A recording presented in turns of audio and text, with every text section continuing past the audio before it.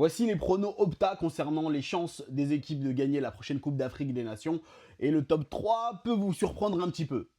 Pour la première place, je pense qu'il n'y a pas de scandale. Dire que le Maroc est favori de la CAN qu'il organise chez lui, c'est totalement logique et justifié.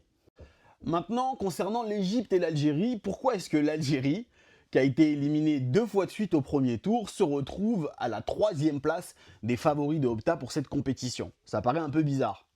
Alors, perso, je partage pas spécialement cet avis-là, je pense pas que l'Algérie soit ultra favorite, mais il y a une explication tout à fait logique à ce qu'Opta pose l'Algérie aussi haut dans le classement.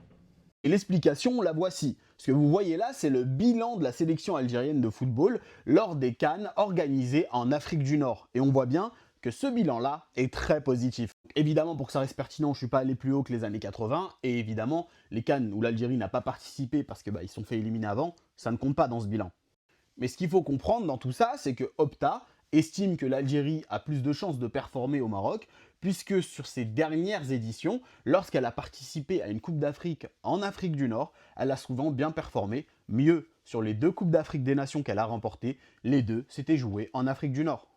Pour l'Égypte, c'est un peu pareil, en ce sens que l'Égypte a remporté beaucoup de ses Coupes d'Afrique des Nations à domicile et donc en Afrique du Nord. Par contre, ce que je comprends pas, c'est que bien souvent, lorsqu'ils ont joué au Maroc, en Algérie et en Tunisie, ils ont sous-performé. Donc là, il y a un truc bizarre. Dites-moi en commentaire qui vous voyez comme le grand favori de cette Coupe d'Afrique des Nations.